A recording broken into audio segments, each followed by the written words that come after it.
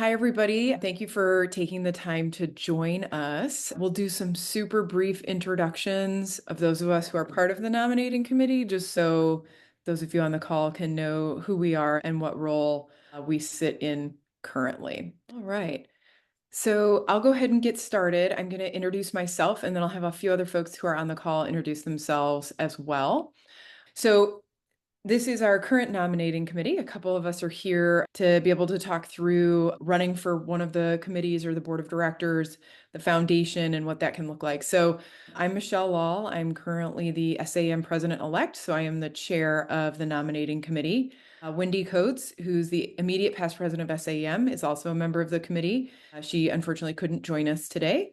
LA, you want to go next? Hi everyone, Ali Alvarez. I'm one of the members of the nomination committee as well. I'm from Stanford. And Angela Jarman is also one of our members, and both Drs. Alvarez and Jarman were elected by the membership. So they were on a ballot, and presumably some of you, if not all of you, voted for them. And then Ramana, you want to go next? Hi, I'm Ramana Vieser, and I am a committee representative that was elected by the board to be on this committee. Wonderful. And then Jeff Druck, who wasn't able to join us today, is a current member at large on the board of directors, and we elected him as a board to be part of this committee. And then last but not least, Louis.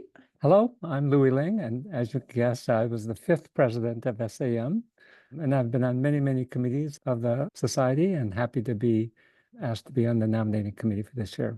All right, thank you. Okay, so just a reminder to everybody, SAEM, our mission is to lead the advancement of academic emergency medicine through education, research, and professional development. You can see there our core pillars are medical education, research, professional development, and support. And we do have a strategic plan, which is available for view at your leisure if you'd like on the website. But really what we want you to think about is how can you leverage opportunities within SAEM to help, develop your own career pathway. So the call for nominations just opened yesterday. You hopefully got an email blast in your inboxes, but the nominations are open and they're going to close November 1st.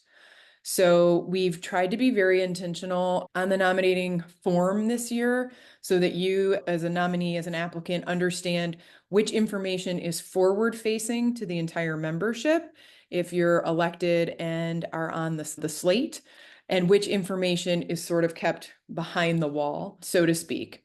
So as we said, the nominations close on November 1st. And then basically between November 1st and December 17th, the nominating committee, that's when we are at our busiest. And we will be reviewing everybody's nominations. And we will put together what we hope is a balanced slate to present to the board of directors for approval. Once the slate goes to the board and is modified if needed, but once it's approved, we'll get all that done in time for the elections to open on January 27th. The elections will close on February 21st, and everybody will be notified on February 21st. Okay, so what's out there? What are the opportunities? So there's quite a few. So on the SAEM board of directors, there's the president-elect, which is one position. It's a 3-year term. There's the secretary-treasurer, which is also one position. It's a 1-year term. And then there are 2 positions open for member at large, which is a 3-year term. And then there's 1 position for the resident member of the SAEM board. And just to be clear, that position is separate from the RAMS board. And fortunately, we have Wendy Sun on with us who will chime in, who was a member of the RAMS board and then was our resident member on the SAEM board. So has a lot of insight there. The bylaws committee will be open for 1 position, and the nominating committee will be open for 1 position. And we'll go through those durations and requirements in a few minutes.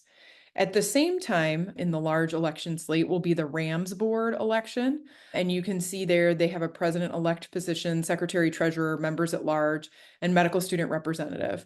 Now, these folks must be a resident or student SAEM member. So they have to be a RAMS member to run for those positions.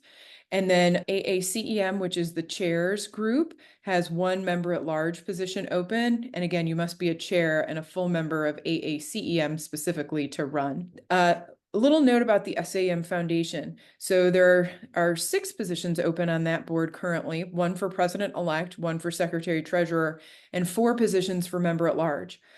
So the SAEM Foundation is it's a private election. So it's not one where you're out there on blast to the entire organization.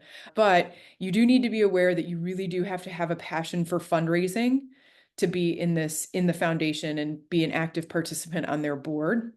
I think those of you who were at the annual meeting last year saw that SAEM was able to give the foundation $1 million, and the foundation's growth has been tremendous. And as you know, we have tons of members who apply for their funding opportunities, and it's, a great way for people to kickstart and launch their research and other endeavors. So it is a little bit different process. And in full disclosure, we're definitely looking for some women to run for that member at large position or the others, because we have multiple women rotating off that board this year.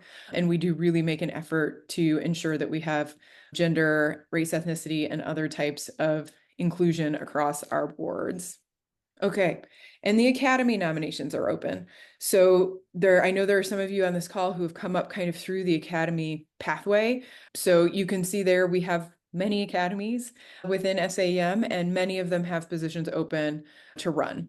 So certainly if you know somebody who's not on the call today, or someone at your institution, or somebody who you've been involved, has been involved in one of the academies that you're on, please encourage them to run, particularly obviously the medical students and residents. Feel like sometimes they feel very intimidated and aren't always ready to run. So feel free to open that up if it's easier to follow along there than on the big screen. If you could click on the nomination guide. So this year, one of our goals was to really give a concise FAQs type document to folks. In full disclosure, when I had been encouraged to run for the board, I did, and I was really excited, and I was elected. And my partner said to me, well, how long are you on this board? And I said, I have no idea, because I really, one, had not anticipated being elected, but two, really probably hadn't done enough due diligence, and also probably had some imposter syndrome and didn't feel like I could ask that question to the people at the top. So one of our goals was to make things really straightforward. So this page is for the member at large position for the board of directors. It's, as I said before, 2 positions available, and it's a 3-year term. And in here, we've kind of included all of the things that are required. These meetings, our board meetings, we meet once a month, and they're not like most of the other meetings many of us sit on. They are camera on, full engagement, and there really are very little reasons to miss one of these meetings. So obviously, like jury duty, family emergency, we recognize that life happens, but this really isn't one, oh, well, I'm on vacation. Well, for these 2 hours, you're not, and I'm sorry, you're going to join us on the board call. So in terms of time commitment, so we have a 2-hour board meeting once a month. There's definitely some pre-work to do ahead, looking through the board packet, which is everything we're going to discuss at the board meeting.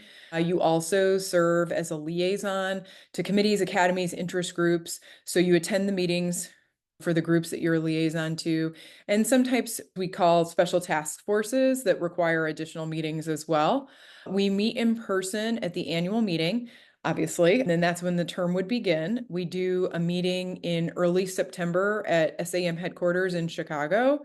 And then we have a board retreat that is in January. So there are 3 in-person meetings per year that you are required to attend. And just so folks are aware, many, many people run for the board more than once and in the member at large position before they are elected. So don't be discouraged if you're not elected. We certainly want people to put themselves out there again, because some of it is name recognition and where you've been. And we know there's some super hardworking parts of the organization that maybe just aren't as large. And so you may not have as much name recognition. So we sort of feel like kind of in maybe the first year you're thinking about putting your name forward to be part of the slate and to run, just to be aware that first year might be really a year for growth and for name recognition for the larger membership, right? Because people will be able to click the link, read your statement, get to know who you are. So what does the board do? You can see them listed there, but we do essentially set organizational direction. We make sure that we have all the resources we need to run an organization this large. We're getting very close to 10,000 members. So as you can imagine, there's a lot that goes on behind the scenes to make sure that we have a well-functioning organization. And then you can see that we provide oversight there. All right. So the nominating committee is a member at large position. So it's one position. It's a 2-year term. And I'll actually, LA, if you're up for it, I'll have you speak to it since You're our current elected member on this committee. Yeah, thank you. So it's really a great way to understand like the different opportunities out there, and also really just to sit down, figure out how we can invite different folks so that we can see a broader representation in each of these things that you just listed. Another thing that was really fun the past year and that we're doing this year is like, how might we try to expand the way that we can reach different folks, updating the descriptions of the Pulse articles. And then also, I think what was helpful is to just understand how we want to be as transparent as we can with the process. So I think efforts like today came about with like just thinking about like, well, we can do recording. We can also just do an open session where people can actually ask, and then just different ways of making it accessible for folks to reach out. Awesome. Thank you. So as you can see there, the bulk of the work in this group is really the May to December, right? Because the group meets for the first time at the SAEM annual meeting, and then we have some monthly meetings while we've been working on all these objectives and endeavors, as Dr. Alvarez mentioned.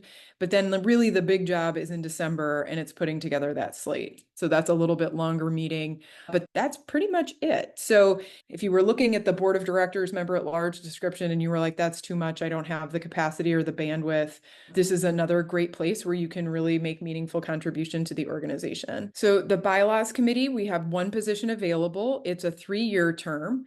So typically the group is 3 members. So right, 1 new member each year, and then you serve out your 3 years. And in the 3rd year, you serve as the chair of the bylaws committee. So the bylaws committee really comes into play when we think there's something in our bylaws that needs to be updated, amended, or clarified. And they're the group who then will kind of comb through the bylaws, make findings and recommendations to the board, and then suggest any other appropriate amendments. One of their evergreen kind of policies is to track our position statements, policies, and procedures to make sure that we have things that are current, up to date, and take a look at things that need to be sunsetted. So this group meets monthly and ad hoc as needed. So I can say we've had several instances in my time that I've been on the board of directors where we've really needed the bylaws committee to kind of take a deep dive. So that would be, a situation where there'd probably be an ad hoc meeting, but otherwise, again, the time commitment is roughly, an hour or 2 per month. All right, so here's a whole bunch of other just important information. So there's tons of great links in this document. And honestly, if you save it for nothing else, the SAM functional areas and key staff is maybe the most important thing in this whole document because it tells you who everyone is and how you can contact them if you need them. Okay, so the Board of Trustees. So like I said before, this is a closed election. So only the current Board of Trustees votes on the slate. So the trustees really, as I said before, are seeking diversity, specifically gender diversity on their board. And the SAM Foundation, provides strategic direction, financial oversight, and fundraising capacity. It's a working board. So as I said before, it is important to realize that you are fundraising. So it's important to know if that's a skill set that you have, that you're interested in, or that you want to develop. And if it's something that you're like, oh my gosh, I can't do that. Well, that's okay too, but then this is probably not the spot for you. They have 4 committees that work very extensively and heavily in terms of bringing in gifts to the foundation. So other general volunteer opportunities. So if these things we were talking about are not something that you're interested in, the committee interest forms are out and open. I think I actually got a reminder email about them today. So they're open until October 11th.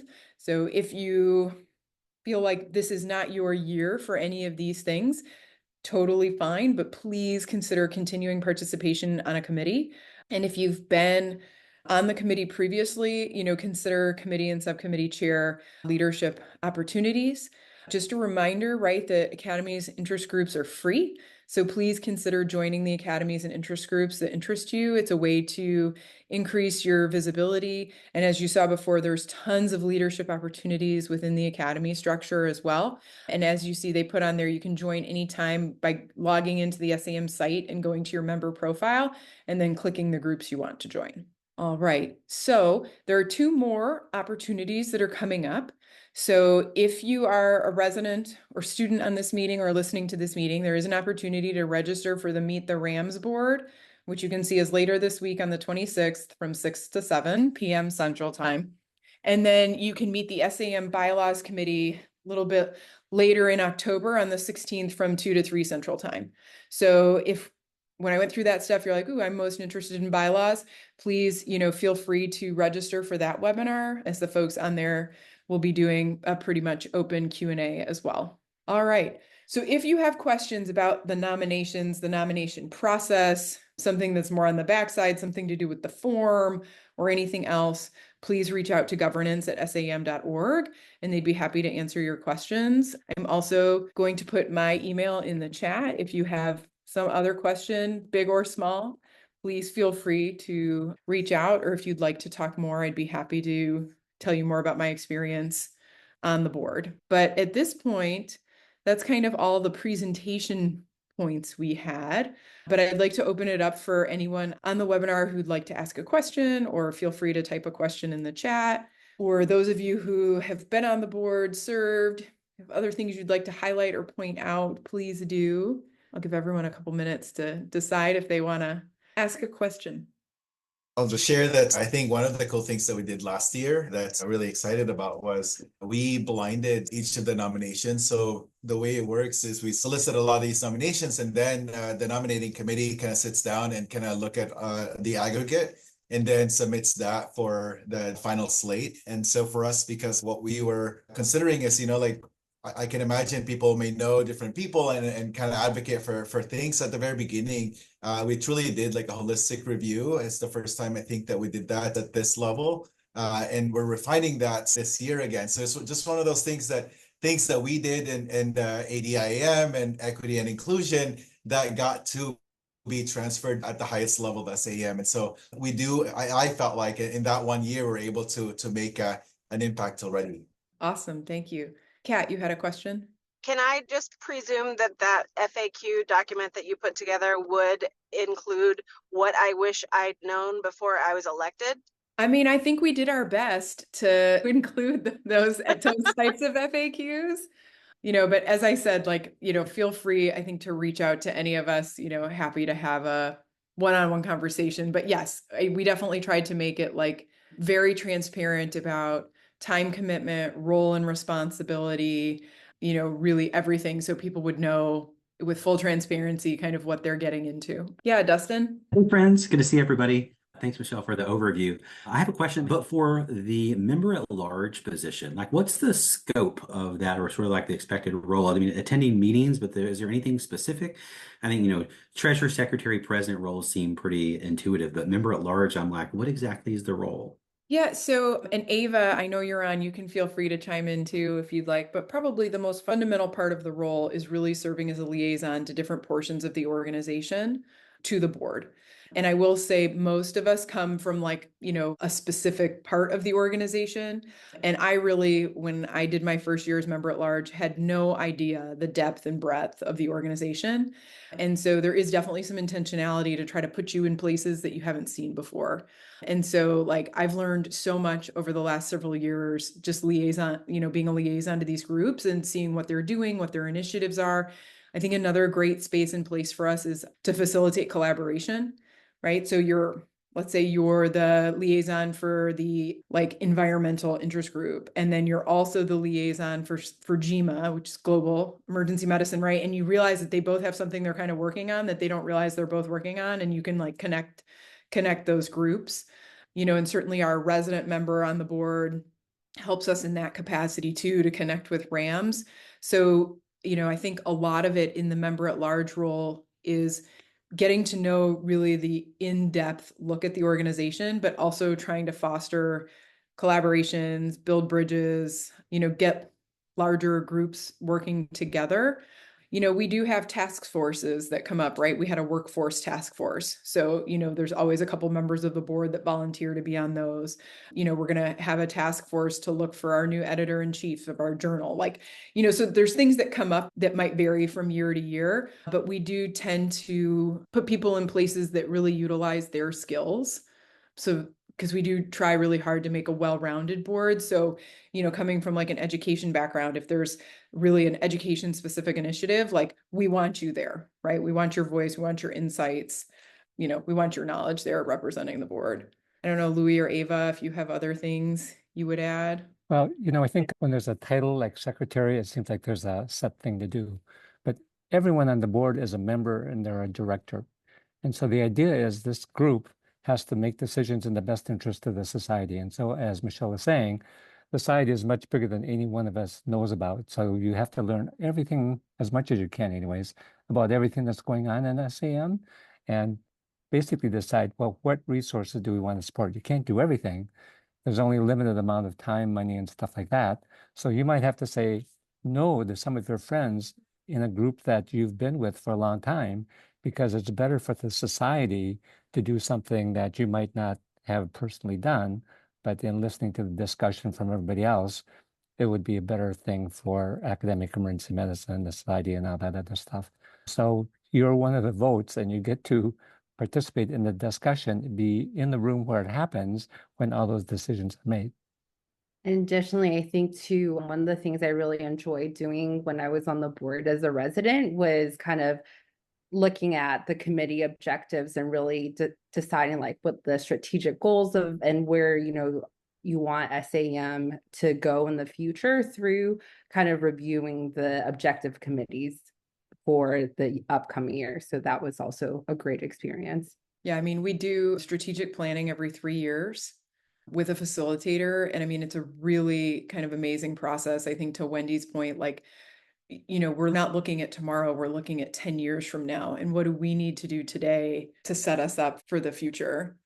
Yeah, Ava, anything else you want to add? That's what I was going to add. So I'll leave it at that. I think the strategic planning, really looking at the future where emergency medicine is going to be in your perspective and what we can do to make the specialty better is a really important role.